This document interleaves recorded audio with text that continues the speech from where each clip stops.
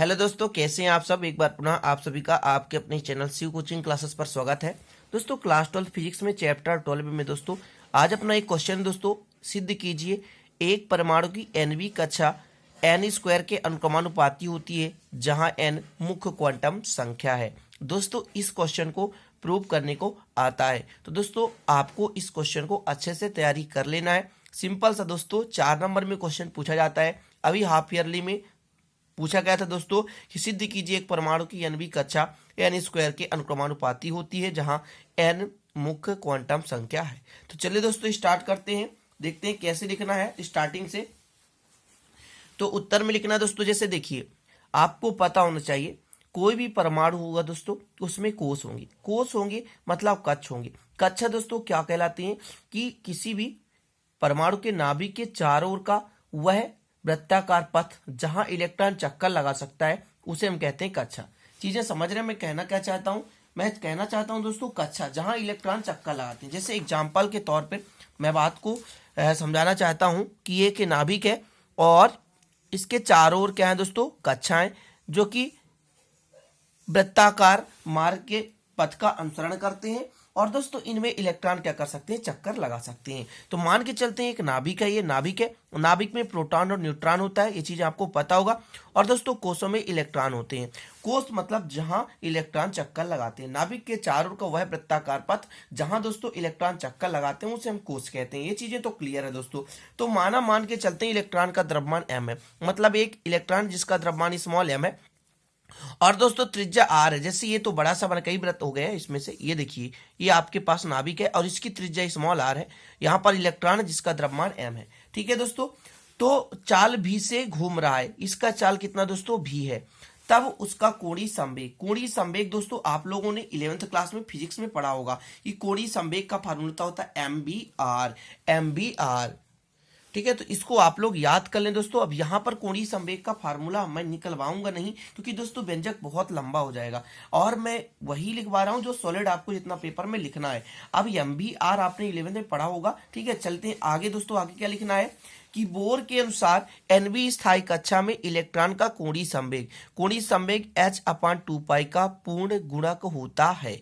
मतलब दोस्तों यदि n कोष है तो n का मल्टीप्लाई कर देंगे तो n कोषों का कोणीय संवेग आएगा। बात को समझना है कि कहता है क्या कि जिस नंबर का कोष होगा उसका हम गुणा कर देंगे किससे, h/2π से, तो उसका कोणीय संवेग आ जाएगा। मतलब इलेक्ट्रॉन किसी भी कोष में गति कर रहा है, किसी भी कोष का हमको क्या निकालना है, कोणीय संवेग। पहले कोष में तो 1 का गुणा कर देंगे, दूसरे कोष में तो 2 का गुणा कर देंगे, किसमें, h/2π में, तीसरे कोष का तो 3 का। यदि दोस्तों एनवी कक्षा की बात कर रहे हैं तो n का गुणा कर देंगे।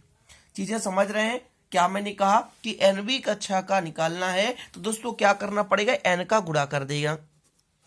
ठीक है, गुणा कर देना है n का। तो ये दोस्तों आ क्या गया आप खुद बताइए। तो दोस्तों ये आया है किसका, एनवी स्थायी कक्षा का कोणीय संवेग। और दोस्तों कोणीय संवेग तो MBR होता है यार, ये तो पहले से देख रखा है आपने, ये तो पहले से देख रखा है भैया कि MBR कोणीय संवेग है और h/2π का पूर्व गुणक भी होता है कोणीय संवेग। तो ये दोनों तो बराबर होंगे क्योंकि दोनों के दोनों तो कोणीय संवेग है। चीजें समझ रहे हैं ना। अब मैं इससे दोस्तों एक चीज निकालना चाहता हूं, क्या, भी निकालना चाहता हूं। भी तो भी बराबर कितना हो जाएगा, NH ऊपर रहने दो, ठीक है, नीचे 2π है तो 2π रहने दो, MR तो MR यहाँ पर डिवाइड में, मतलब यहाँ से पक्षांतर कर दिया मैंने तो आ गया दोस्तों। इतना चीजें क्लियर हो गया। अब दोस्तों मान के चलता हूं कि यहाँ पे एक नाभिक होगा और नाभिक के चारों ओर एक वृत्ताकार पथ होगा जो कक्षा कहलाता है, जिसकी त्रिज्या r होगी। यहाँ m द्रव्यमान का एक कण इलेक्ट्रॉन होगा जिसका चाल कितना होगा, v होगा। तो दोस्तों यहां पर एक चीज आपने पढ़ा होगा कि दोनों आवेशों के मध्य लगने वाला बल कैसे होता है दोस्तों, कैसे निकालते हैं। तो मैं थोड़ा सा आपको समझा देना चाहता हूं दोस्तों, समझिएगा कि मान के चलता हूं यहां पर एक आवेश Q1 है, यहां पर एक आवेश Q2 है और बीच की दूरी r है दोस्तों। तो कूलाम के नियम से दोनों के बीच लगने वाला बल दोनों आवेशों के गुणनफल के अनुक्रमानुपाती होता है और दोस्तों उसके बीच की दूरी के वर्ग के भी उत्क्रमानुपाती होता है। 12th क्लास में फिजिक्स में आपने पढ़ा होगा, कोई दिक्कत नहीं है। दोनों को मिला दें दोस्तों तो F समानुपाती Q1 Q2 बटे आर स्क्वायर हो जाता है। ये तो चीजें क्लियर है दोस्तों, कोई दिक्कत नहीं ना, आप समझिएगा थोड़ा सा। समानुपाती हटाते हैं तो के नियतांक लग जाता है Q1 Q2 बटे आर स्क्वायर, और दोस्तों के का मान रखते हैं तो 1/4 पाई एप्सिलॉन लग जाता है। और दोस्तों क्या हो जाएगा Q1 और Q2 बटे आर स्क्वायर। अब दोस्तों मैं कहना चाहता हूं कि किसी भी एक इलेक्ट्रॉन के बीच इतना बल लग रहा है तो दोस्तों जितने भी परमाणु क्रमांक होंगे उतने तो इलेक्ट्रॉन होंगे। चीजें समझना, कंसेप्ट क्लियर कर रहा हूं, नहीं तो आप बिल्कुल पागल हो जाओगे। कैसे आ गया सर, समझ में नहीं आ रहा है कि ये कहां से आ गया मेरे भाई। यदि आवेश दोनों समान हो मेरे भाई, अंदर और बाहर, और दूरी आ रही हो दोनों के बीच, तो ये तो चीज आ गया मेरे भाई। एक इसके बीच, एक इलेक्ट्रॉन के बीच बल कार्य कर रहा है। मतलब दोस्तों यदि एक व्यक्ति 10 रोटी खाता है तो 20 व्यक्ति किसका कितना रोटी खाएगा, तो 20 में 10 का गुणा करेंगे, टोटल 20 लोगों को निकालना है। अब मैं कहता हूं कि उसके द्रव्यमान नहीं पता, परमाणु क्रमांक जेड है, तो जेड परमाणु क्रमांक मतलब जेड इलेक्ट्रॉन और जेड प्रोटॉन है, तो जेड के लिए टोटल कितने बल लगेंगे, तो जेड का गुणा कर देंगे ई और ई स्क्वायर बटे 4 pi epsilon 0 into R square. ये चीजें समझ रहे हैं ना, ये कहां से आ रहा है दोस्तों, कहां से आ रहा है, कहां से आ रहा है, तो समझ लीजिएगा। ये पूरा बेसिक चीजें हैं यार, है ना। मैं इसलिए पूरा क्लियर करता हूं ताकि आपको दिक्कत ना हो सके कि ये कैसे आ गया। चीजें क्लियर है दोस्तों, इतना है ना। तो अब आगे आपको लिखना क्या है, अब आगे इसको समीकरण 1 दे देना है दोस्तों, और लिखना है कि नाभिक और इलेक्ट्रॉन के बीच कूलाम बल कितना लगेगा। नाभिक और इलेक्ट्रॉन के बीच, नाभिक और इलेक्ट्रॉन के बीच कूलाम बल अभी हमने निकाला दोस्तों, कितना कूलाम बल, F बराबर दोस्तों निकाला हमने, जेड परमाणु क्रमांक है, ई स्क्वायर बटे दोस्तों आया था अपना कितना, 4 pi epsilon 0 into R square. ठीक है दोस्तों, इसको दे देता हूं समीकरण 2। अब आपको पता होना चाहिए दोस्तों, जैसे आपके पास ये वृत्ताकार पथ है, वृत्ताकार पथ पर इलेक्ट्रॉन को गति करने के लिए एक बल लगता है mv स्क्वायर बटे आर, जिसे दोस्तों कहते हैं अभिकेंद्री बल। तो दोस्तों वृत्तीय गति के लिए अभिकेंद्री बल कितना लगेगा, आप ही बताइए। बहुत ही आसान है यार, वृत्तीय गति के लिए, वृत्तीय गति के लिए अभिकेंद्रीय बल कितना लगेगा, अभिकेंद्रीय बल कितना लगेगा दोस्तों, कितना लगेगा, तो mv स्क्वायर बटे आर लगेगा।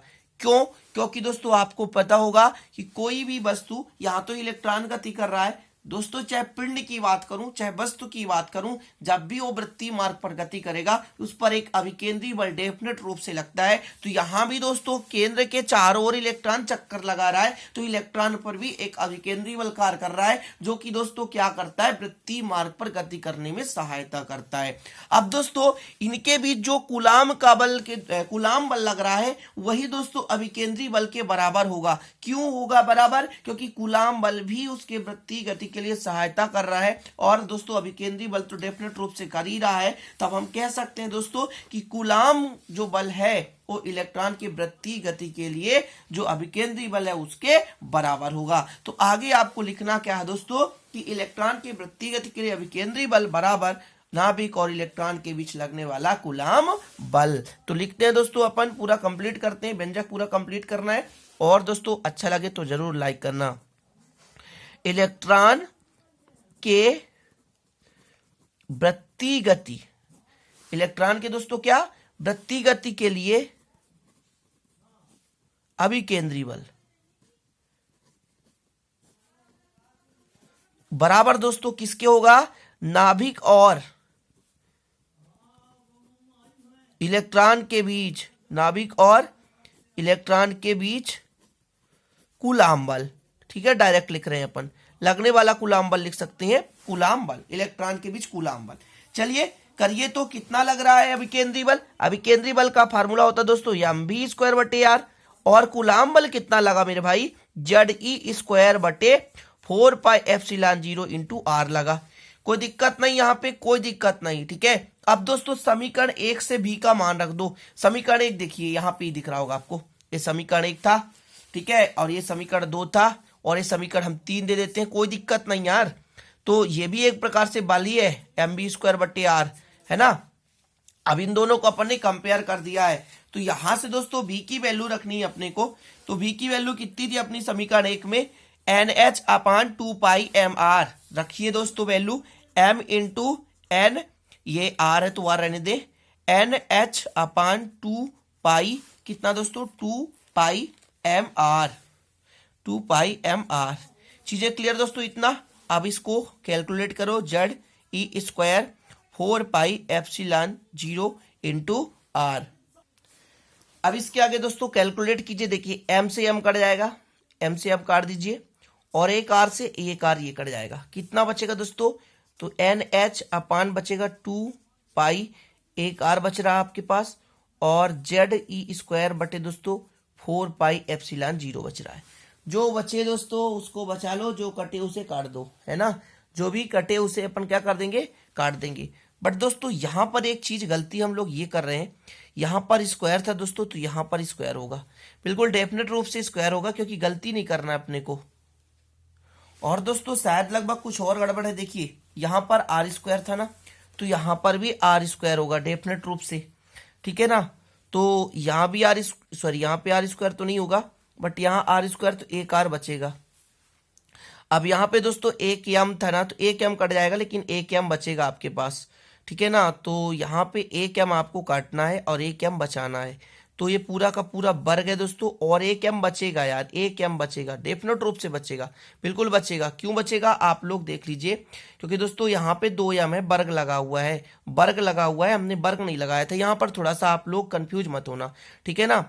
अब इसको कैलकुलेट करते हैं दोस्तों, एन स्क्वायर हो जाएगा, एच स्क्वायर हो जाएगा, एम है, एक एम से एम कट गया, एम स्क्वायर होना चाहिए था तो, लेकिन एक एम से एम हमने काट दिया, अभी एक एम बचा हुआ है, तो दूनी 4 हो जाएगा, पाई स्क्वायर हो जाएगा दोस्तों, आर स्क्वायर हो जाएगा, कुल मिलाकर जेड ई स्क्वायर दोस्तों बटे कितना हो जाएगा, एक एन है दोस्तों, ये एन है और ये एच है, ठीक है ना। यहाँ पे आपको अलग दिखना चाहिए एन और एच, और दोस्तों 4πε/r।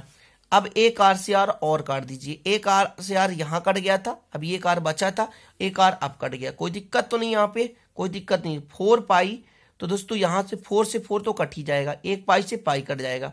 चीजें समझे, कितना बचेगा, एन स्क्वायर एच स्क्वायर बटे दोस्तों कितना बचा, एम बचा, यहाँ पे पाई बचा, और दोस्तों कितना बचा आपके पास, आर बचा, और दोस्तों कितना है, Z E square upon epsilon 0 हो गया।